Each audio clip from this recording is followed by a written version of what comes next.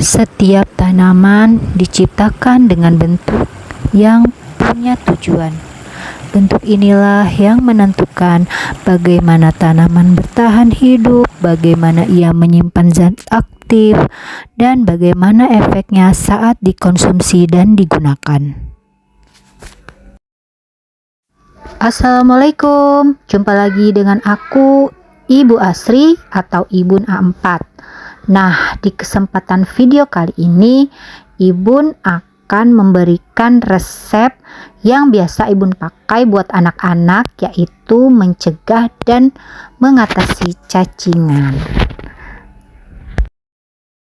Oh ya, resep ini juga bisa dipakai untuk orang dewasa loh.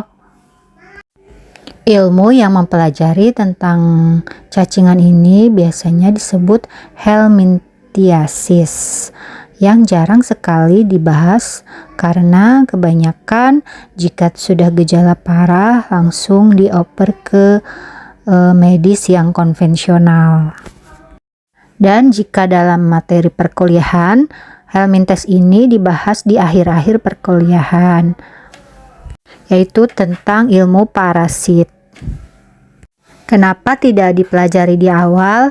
Karena sebagian masyarakat kita sudah banyak tahu tentang untuk menangani penyakit cacingan ini.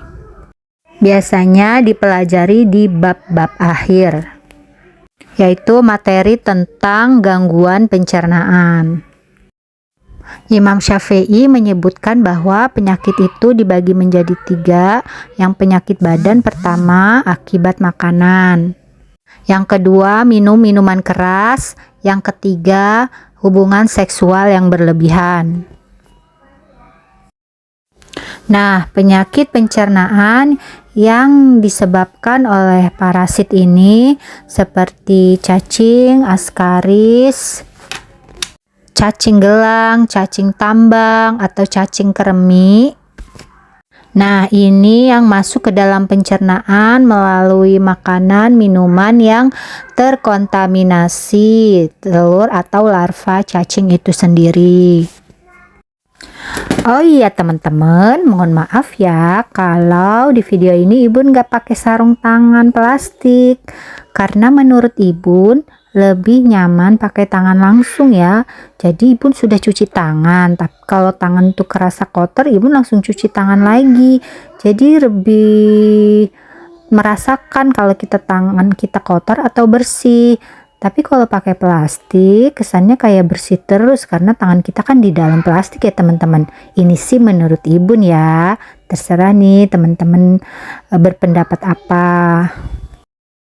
Oh iya teman-teman, gejalanya biasanya cacingan ini ditandai dengan sakit perut. Ada yang mual, ada yang sering mengeces, tidak nafsu makan, atau makan banyak tapi dia tidak gemuk. Sukanya minta makan yang aneh-aneh. Kemudian tenggorokan gatal, batuk. Pipinya biasanya suka ada bercak putih tapi dia bukan panu. Kukunya biasanya ditandai dengan berbintik abu-abu dan putih. Lama-kelamaan badannya menjadi kurus, dan kurus. Terus perutnya bisa jadi bengkak dan nyeri. Nyeri di dada, dia bisa muntah, bahkan diare. Nah, resep yang Ibun ambil ini bersumber dari Sensei Abu Muhammad Faris Al-Kianji ya teman-teman, guru Ibun waktu belajar. Nah, dia biasanya menggunakan resep tuh beda-beda sesuai cacingnya, apa kremi, apa cacing pita. Nah, tapi untuk resep ini untuk keseluruhan jenis cacing ya teman-teman. Dulu ada kasus di Cina kuno yang mengalami cacing pita teman-teman. Mereka menggunakan cuka dan bawang putih yang diminum, kemudian tiba-tiba cacing itu langsung keluar. Dulu ya teman-teman, ini cerita dari Sensei. Itu muntahnya keluar dari mulut teman-teman. Se ekstrim itu ya. Ibun jadi geli nih kalau ngebayanginnya. Ada pertanyaan katanya, apakah orang yang cacingan makannya selalu banyak? Tidak juga teman-teman, ternyata ada juga yang cacingan gak nafsu makan teman-teman. Biasanya kalau Sensei menangani pasien anak-anak yang keremian itu, bagian anusnya, mohon maaf ya, bagian anusnya ditiup sehingga cacing itu keluar dan diambil. Kenapa seperti itu? Karena dinginnya udara yang masuk menyebabkan dia panas di dalamnya. Nah, si keremian nanti dia keluar dan itu diambil. Nah, setelahnya baru diberi obat. Oke teman-teman, yuk kita bikin aja wortel. Kita masukkan, kemudian nanti delima dan air secukupnya. Ini seger loh, ibu tuh udah sering banget bikin resep ini. Kadang si dede pun ibu suka kasih gitu, seminggu kadang sekali atau sebulan sekali juga udah cukup. Nah, ini juga bisa dipakai buat dewasa ya teman-teman, yang mengalami lemah, letih, lesu, dan penurunan berat badan yang tidak tahu karena apa gitu. Bisa jadi karena mungkin cacingan gitu. Jadi kita minum ini aja untuk mencegah yuk teman-teman. Seger. Konon kabarnya delima buah yang berasal dari Persia dan Timur Tengah teman-teman, baru ke Indonesia. Delima mempunyai rasa asam dan segar dan berkhasiat untuk mengkerutkan atau mengesatkan teman-teman.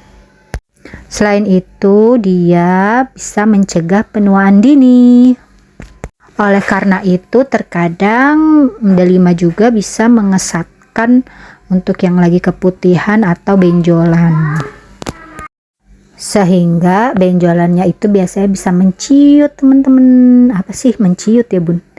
Menciut ya, pokoknya mengecil. Nah kemudian sepetnya delima bisa menghentikan diare, lalu mengeluarkan panas lembab yang disebabkan oleh cacing. Nah ini dari segi klasik.